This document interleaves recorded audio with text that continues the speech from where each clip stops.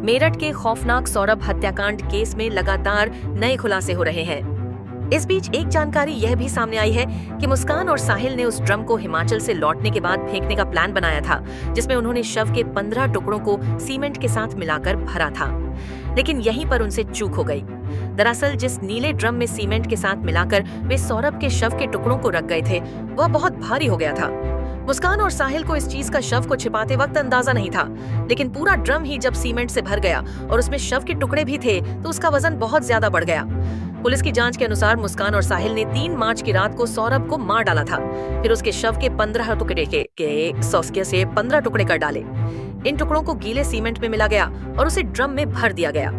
मुस्कान और साहिल इसके बाद 2 सप्ताह के हिमाचल ट्रिप पर निकल गए। उनका प्लान था कि लौटने के बाद ड्रम को कहीं फेंक देंगे। दोनों इसी इरादे के साथ 17 मार्च को छुट्टियां मनाकर वापस लौटे। इसके लिए उन्होंने अगले कुछ मजदूरों को बुलाया और कहा कि वे ड्रम को उठाकर कहीं फेंक आए। उन मजदूरों ने ऐसा करने की कोशिश भी की, लेकिन वजन बहुत ज्यादा होने के चलते उठा नहीं सके। ऐसा करने के दौरान ड्रम का ढक्कन जरूर एक तरफ से खुलने लगा। इसके चलते अंदर बंद शव के सड़े हुए टुकड़ों से बदबू बाहर आने लगी। इस पर मजदूरों को भी संदेह हुआ और वे वहां से चले गए। अब उस ड्रम को साहिल और मुस्कान के बस का उठाना नहीं था। अंत में मुस्कान अपने मायके चली गई और साहिल अपने कमरे पर निकल गया। माँ बाप के यहाँ पहुंची मुस्कान ने शुरुआत में सौरभ के मर्डर का जिम्मा उसकी बहन और बहनोई पर डालने की कोशिश की, लेकिन पूरी कहानी में मुस्कान की माँ और पिता को झोल नजर आया। उन्होंने उसे खूब झकझोरा तो उसने बता दिया कि साहिल के साथ मिलकर मैंने ही सौरभ को मार डाला है। एक पड़ोसी ने बताया कि साहिल अक्सर मुस्कान के यहाँ आता था, लेकिन उनका यह भी कहना था कि दोनों मिलकर ऐसा कोई कांड करेंगे।